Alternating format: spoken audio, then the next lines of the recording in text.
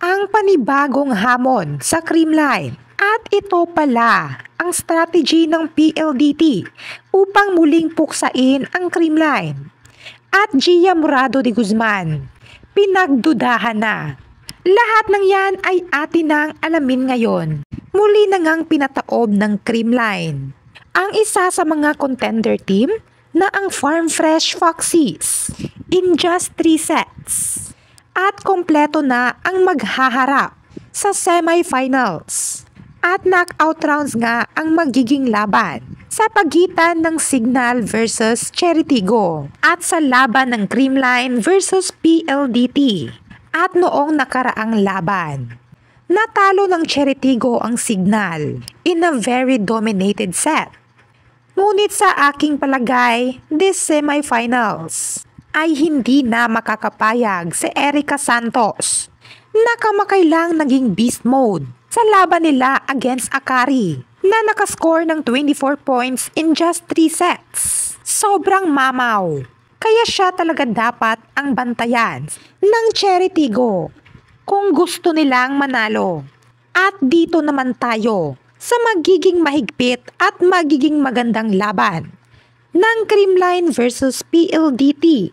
Nag-number 1 nga ang PLDT sa Group B with no loss record. At naging pangalawa naman ang Creamline with 2 loss record.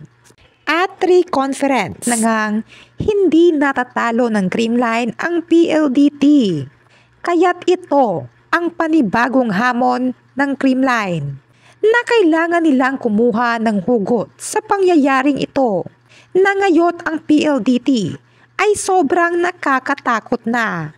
Malakas na nga sila nang wala pang Savvy Davison. At nang bumalik ay sobrang mas naging halimaw pa. Sobrang OA naman kasi talaga sa 28 points sa laban nila against Zeus Coffee na sobrang pinaghandaan talaga nila ito upang makabalik lamang sa top 4. Apaka-hardworking naman kasi ng kanilang coach na si Ral Dracafort na in-scout nila ang labanang Zeus Coffee versus Choco Mucho sa mismong venue ng naging labanan. At nagtagumpay naman sila. At ito umano ang kanilang gagamiting strategy upang puksain at manalo sa Creamline. Ngunit alam naman natin na ang Creamline, never pa natin silang nakitang naglaro para sa Battle for Bronze since 2022. Kaya't para sa kanila, no way, hindi sila papayag na hindi sila makapunta sa championship round. At ito rin ang hamon sa panig ng PLDT. Knowing sa ganitong mahigpit na labanan, ay nacho-choke talaga sila sa high pressuring na laban. Kaya good luck na lang. May the best team win. Sino nga kayang mananalo? At dito naman sa Alas Pilipinas, tinalo nga ng Thailand ang Alas Pilipinas in 4 sets. At dahil nakakuha na naman nga tayo ng isang sets mula sa Thailand, ay pinuri nga ng karamihan si Alas member Mars Alba sa pinakitang tapang at husay, dahilan kung bakit nila nakuha ang 3rd set versus Thailand.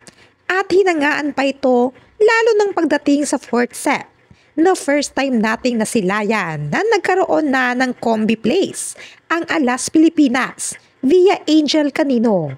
Kaya naman hindi maiwasang may tanong ng mga fans, bakit hindi na ito ginagawa ngayon ni Gia Morado de Guzman?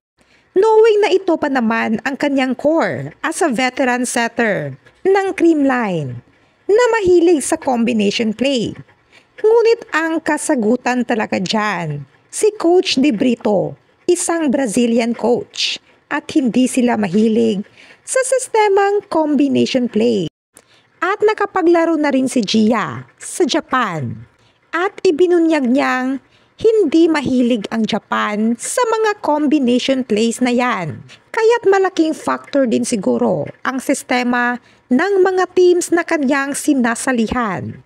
At kaya't nakakalungkot lamang isipin na nag-isang Gia Morado de Guzman ay pinagdududahan na ngayon Narito nga ang mga naging komento ng mga fans patungkol sa naging performance ng Alas Pilipinas laban sa Thailand na tila ay may gusto nang ipa-retired si Gia de Guzman sa Alas Pilipinas. Ngunit ang masasabi ko lang ay pakisuportahan na lang ninyo ang nag-shine sa laro because at the end of the day, iisang bansa lang naman ang kanilang pinaglalaban at ito ang bansang Pilipinas. Kaya't kalma, Charis. Kayo, ano ang masasabi nyo patungkol sa usaping ito? Please comment down below.